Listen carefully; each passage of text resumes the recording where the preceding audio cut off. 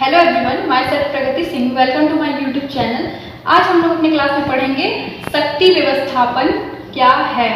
इससे अपने पहले के वीडियो में हम ब्रांचेस ऑफ होम साइंस के बारे में पढ़े हैं। अगर ये वीडियो सही तरीके से समझना है तो आप लोगों के लिए वो वीडियो बहुत ही ज़्यादा यूजफुल है। उसका लिंक मैं अपने डिस्क्रिप्शन में दे दूँगी, वहाँ से आप लोग जाके देख सकते हैं। सो आज अपने क्लास में हम लोग चलते हैं शक्ति व्यवस्थापन की तरफ। शक्ति व्यवस्थापन सबसे पहले जानते हैं कि ये है क्या। ये हमारा एक संसाधन है। होम मैनेजमेंट में टोटल हमारे 3 महत्वपूर्ण संसाधन होते हैं। पहला होता है समय व्यवस्थापन, दूसरा होता है शक्ति व्यवस्थापन जो हम लोग अभी बात कर रहे हैं, और तीसरा हमारा होता है धन व्यवस्थापन। ये तीनों ही संसाधन हमारे पास बहुत ही लिमिट मात्रा में होते हैं, मतलब कि सीमित मात्रा में होते हैं। जैसे अगर हम लोग समय प्रबंधन की बात करें, अगर इसको समझने के लिए हम लोग समय प्रबंधन की यहाँ पे बात कर रहे हैं। समय प्रबंधन की अगर हम लोग बात करें तो समय भी क्या होता है, सीमित मात्रा में होता है सबके पास। अगर 24 घंटे है तो 24 घंटे हमारे लिए, आपके लिए, सबके लिए 24 घंटे ही का ही एक समय होता है, और उसी 24 घंटे में हम लोगों को अपने सारे काम को कंप्लीट करना होता है। वहीं अगर हम लोग धन के प्रबंधन की बात करें तो धन के प्रबंधन में क्या होता है कि प्रत्येक व्यक्ति अपने परिवार के लिए धन को कमाता है, धन को इकट्ठा करता है, लेकिन सबका मतलब क्या होता है कि हम कम से कम धन का यूज़ करके और अपने परिवार के सदस्यों की ज़्यादा से ज़्यादा आवश्यकताओं की पूर्ति कर सकें, और जो हमारा धन बच्चे उसको हम अपने फ्यूचर के लिए सेव करके रख सकें। उसी तरीके का हमारा तीसरा प्रबंधन आता है शक्ति व्यवस्थापन, या जिसको इंग्लिश में बोलते हैं एनर्जी मैनेजमेंट, या इसे शक्ति प्रबंधन भी बोलते हैं, या इसे ऊर्जा प्रबंधन के नाम से भी जानते हैं।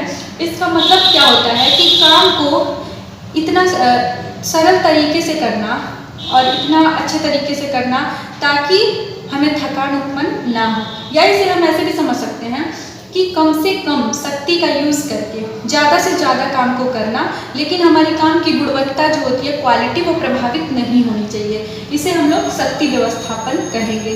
शक्ति व्यवस्थापन का मतलब ये बिल्कुल भी नहीं है कि हम लोग काम को, अपने ऊर्जा को बचाने के लिए काम को इनकम्प्लीट तरीके से करके और काम को बोले कि हमारा काम हो गया। शक्ति व्यवस्थापन का मतलब ये बिल्कुल भी नहीं है। शक्ति व्यवस्थापन का मतलब होता है कि कम से कम हम अपने ऊर्जा का व्यय करें, लेकिन काम क्या हो, अच्छा हो, काम की गुणवत्ता, काम की क्वालिटी बिल्कुल भी प्रभावित नहीं होनी चाहिए। उसे हम लोग क्या बोलते हैं, शक्ति व्यवस्थापन या शक्ति प्रबंधन बोलते हैं।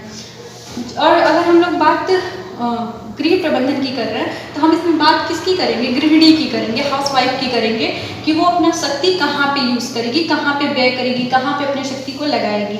तो शक्ति को किसमें लगाएगी, कोई ना कोई काम करेगी तभी वो अपने शक्ति को व्यय करेगी। तो गृहिणी है तो उसके लिए उस शक्ति अपना कहाँ पे लगाएगी, घर के कामों में लगाएगी। जैसे झाड़ू लगाना हुआ, बर्तन धुलना हुआ, कपड़े धुलना हुआ, बिस्तर झाड़ना हुआ, या फिर पोछा लगाना हुआ, साफ सफाई करना हुआ, इन सब चीज़ों में वो क्या करेगी, अपने शक्ति को व्यय करेगी।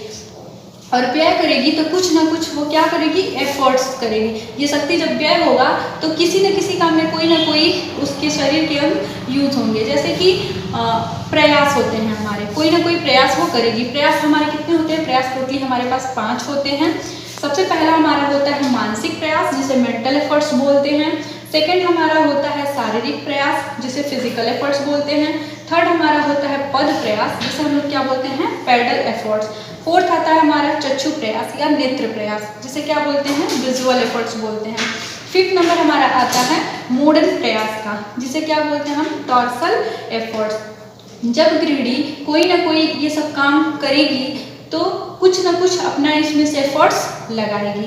जैसे हम पहला नंबर बात करते हैं मानसिक प्रयास, जिसे हम लोग क्या बोलते हैं, मेंटल एफर्ट्स।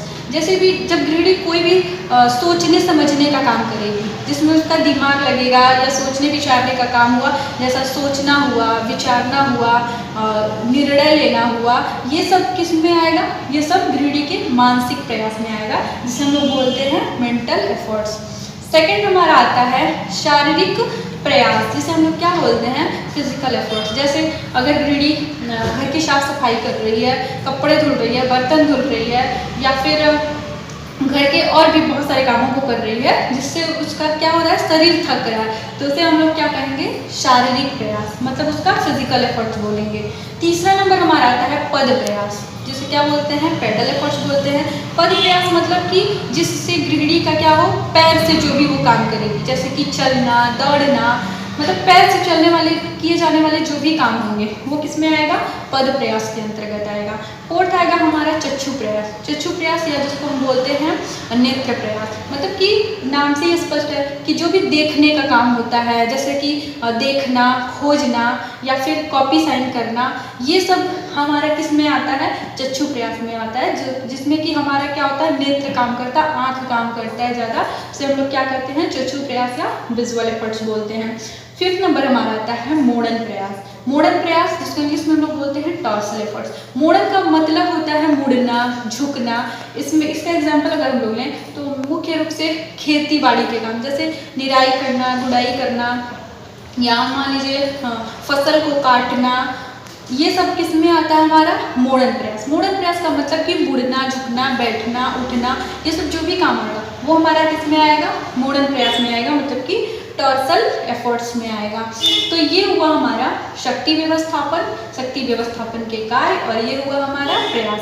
जब गृहिणी इतना काम करती है तो उसे कुछ ना कुछ क्या होता है, थकान होता है। थकान को इंग्लिश में बोलते हैं हम फटीग। सबसे पहले हम बात करते हैं अब थकान की। अगर हम लोग थकान की बात करें, जब लगातार हम लोग काम करेंगे, जब गृहिणी जो है अगर लगातार काम करेगी तो कुछ ना कुछ क्या होगा, उसके एक टाइम ऐसा आएगा कि जब उसके कार्य क्षमता में क्या आएगी, कमी हो जाएगी। तो जब हमारे कार्य क्षमता में उसकी कमी आ जाएगी तो उसे भी हम लोग क्या बोलते हैं, थकान बोलते हैं। उसे हम लोग क्या बोलते हैं, थकान। जब लगातार काम करने से जब गृहिणी की कार्य क्षमता में कमी आ जाएगी तो उस स्थिति को हम लोग क्या कहेंगे, थकान। थकान को इंग्लिश में हम लोग बोलते हैं फटीग। अगर हम लोग थकान की बात करें तो थकान जो होते हैं हमारे दो तरीके के होते हैं। कौन कौन से होते हैं, दो तरीके के। सबसे पहला हमारा होता है, एक होता है शारीरिक थकान। पहला होता है शारीरिक थकान, और दूसरा होता है हमारा मनोवैज्ञानिक थकान। मनोवैज्ञानिक थकान, मनोवैज्ञानिक थकान। अगर हम लोग थकान के प्रकार की बात करें तो थकान के दो प्रकार होते हैं। पहला होता है शारीरिक थकान, दूसरा हमारा आता है मानसिक या मनोवैज्ञानिक थकान। शारीरिक थकान का मतलब होता है कि शरीर से थकना, शरीर से थकना, शरीर से थकना। अगर हम वहीं मनोवैज्ञानिक या मानसिक थकान की बात करें तो इसका मतलब होता है मन से थकना। क्या होता है, मन से थकना।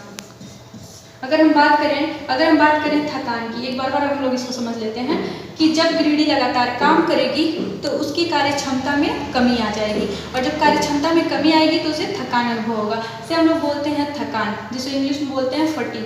वहीं अगर हम लोग थकान के प्रकार की बात करें तो थकान हमारे 2 टाइप्स के होते हैं। पहला होता है शारीरिक थकान, दूसरा होता है मानसिक या मनोवैज्ञानिक थकान। शारीरिक थकान का मतलब होता है कि जब गृहिणी शरीर से थकती है उसे हम लोग बोलते हैं शारीरिक थकान। वहीं अगर मन से थकती है तो उसे हम बोलते हैं मानसिक या मनोवैज्ञानिक थकान। अगर हम बात करें मनोवैज्ञानिक थकान की तो मनोवैज्ञानिक, शारीरिक थकान तो अकेला होता है, लेकिन मनोवैज्ञानिक या मानसिक थकान को भी 2 भागों में बांटा गया है। कौन कौन सा थकान, पहला होता है नीरस थकान जिसे हम बोर्डम फटीग बोलते हैं, दूसरा हमारा आता है कुंठाजन्य थकान जिसे हम फ्रस्ट्रेशन फटीग बोलते हैं। अगर हम बात करें कि क्या है नीरस थकान, क्या है कुंठाजन्य थकान, तो सबसे पहले नीरस थकान की हम लोग बात करते हैं। नीरस थकान का मतलब होता है बोर्डम फटीग। जैसे एक ही काम अगर हम लोग बार बार करें तो एक समय ऐसा आता है कि हम उस काम से क्या हो जाते हैं, बोर हो जाते हैं। उस काम को करने में हमारा बिल्कुल भी मन नहीं लगता है, तो उसे हम लोग क्या बोलते हैं, नीरस थकान, बोर्डम फटीग। वहीं दूसरा आता है हमारा फ्रस्ट्रेशन फटीग, मतलब कि कुंठाजन्य थकान। कुंठाजन्य थकान क्या होता है कि अगर मान लीजिए किसी भी एग्ज़ाम, कोई भी बच्चा किसी भी एग्ज़ाम की तैयारी कर रहा है और वो उसमें अपना पूरा 100% दे रहा है, लेकिन बार बार कुछ ना कुछ उसके हाथ में क्या असफलता लग रही है, तो सक्सेस नहीं हो रहा है, बार बार असफल हो रहा है। तो ऐसे में एक टाइम ऐसा आता है कि वो क्या हो जाता है, कुंठित हो जाता है, निराश हो जाता है, उदास हो जाता है।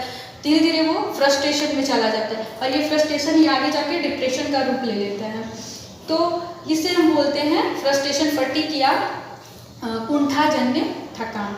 अब हम बात करते हैं कि अगर नीरस थकान है तो उसे कैसे दूर कर सकते हैं। नीरस थकान जैसे कि बताया गया कि ये कैसे होता है, जब हम लोग एक ही काम को बार बार करते हैं। तो इसको हम लोग दूर कैसे कर सकते हैं? अगर उस काम को चेंज करके हम लोग अपने इंटरेस्ट के अकॉर्डिंग कुछ देर के लिए काम कर लें तो तुरंत वापस से हमारी कार्य क्षमता आ जाती है और फिर कुछ देर बाद जब हम उसी काम को करते हैं तो हम नए ऊर्जा के साथ करते हैं और वो काम सही तरीके से करते हैं। वहीं अगर हम लोग बात करें कुंठाजन्य थकान की, तो इसके लिए क्या, इसके लिए मोटिवेशन ज़रूरी होता है। साथ ही और भी मोटिवेशन और भी बहुत सारे तरीके हैं जिससे हम लोग कुंठाजन्य थकान को दूर कर सकते हैं। तो ये था हमारा आज का एनर्जी मैनेजमेंट का टॉपिक जिसे हम लोग शक्ति व्यवस्थापन कह रहे थे। और अगर आपको हमारे चैनल अच्छा लगे तो आप हमारे वीडियो को लाइक कीजिए, शेयर कीजिए, सब्सक्राइब कीजिए और मिलते हैं अपने नेक्स्ट वीडियो में। तब तक के लिए थैंक यू सो मच।